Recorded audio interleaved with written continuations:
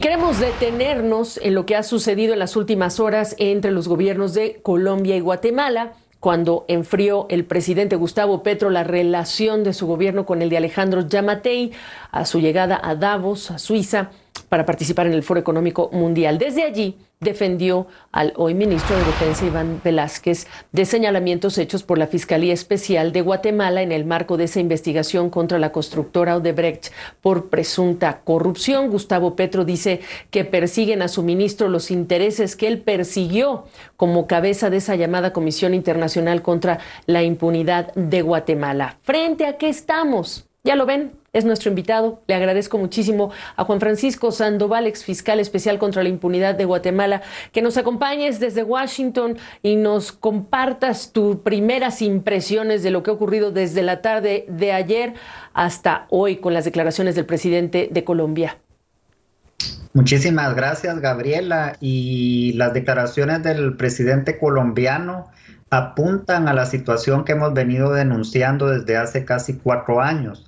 En Guatemala está instalado un sistema corrupto que en este momento se encuentra no solo desmantelando el aparato anticorrupción que fue instalado y que descubrió graves casos que generaban impunidad en el país, sino que en una actitud de venganza de la élite empresarial que fue descubierta como usuaria de un sistema corrupto, ha emprendido acciones en contra de quienes investigamos y descubrimos esos graves casos.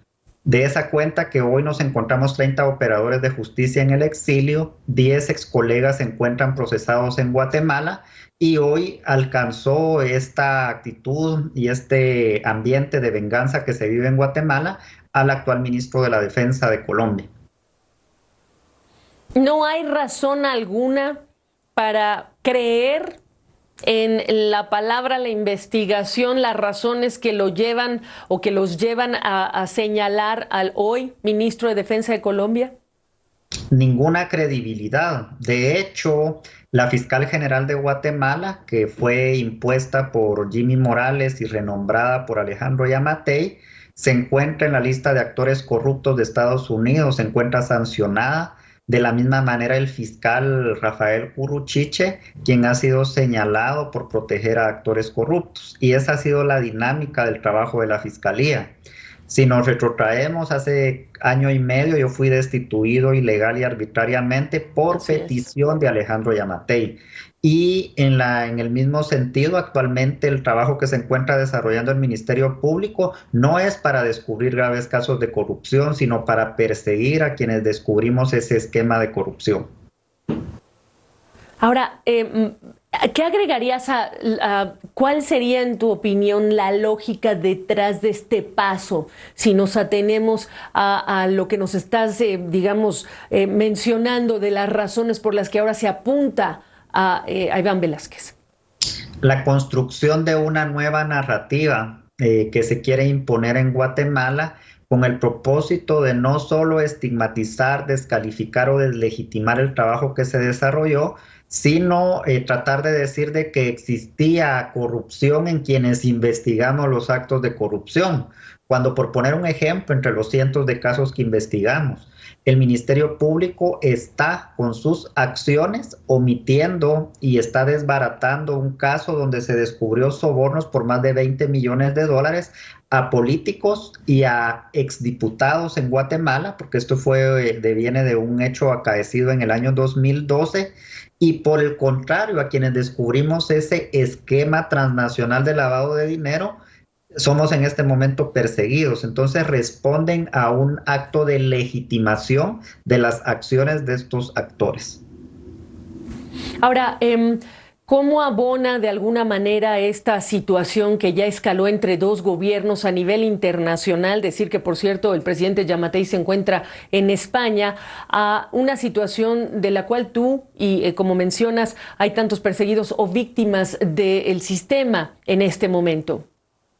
Bueno, lo importante en este momento, en medio de todo lo dramático que puede resultar una persecución injustificada en contra del exministro, de otra funcionaria colombiana y de 4 hermanos guatemaltecos en contra de quienes ayer fue emitida orden de captura, es que el mundo sepa lo que ocurre en Guatemala.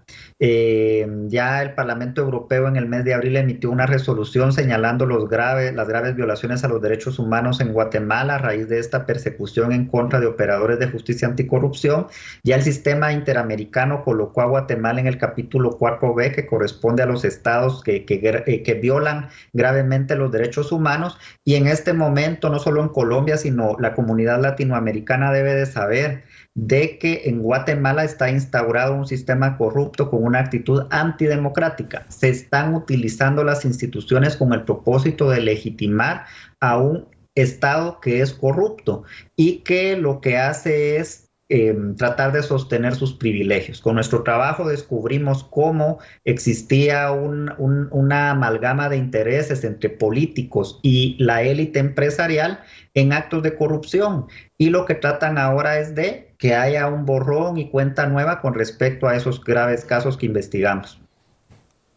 Ahora, Juan Francisco Sandoval, agregar un poco en este contexto lo que ha dicho recientemente Human Rights Watch en su informe mundial 2023 sobre Guatemala, cuando habla del retroceso democrático que se aceleró bajo la presidencia de Alejandro Yamatei y sus aliados el año pasado en un aparente esfuerzo por evitar la rendición de cuentas por la corrupción de alto nivel. Mirando a la comunidad internacional, ¿qué hace falta? ¿Qué puede hacer? ¿Qué deberían hacer? Estás convocando a autoridades de otros países. Tenemos también la reacción de Brian Nichols del Departamento de Estado de los Estados Unidos. Pero en tu opinión, ¿qué dirías? Hace falta robustecer las sanciones que se han impuesto en Estados Unidos, que a esas sanciones le dé acompañamiento la comunidad internacional, porque finalmente alguien podría pensar, bueno, este de plano es un lío que se tienen operadores de justicia anticorrupción con el poder actualmente en Guatemala. No es normal que 30 operadores de justicia de Guatemala de primera línea estemos en el exilio.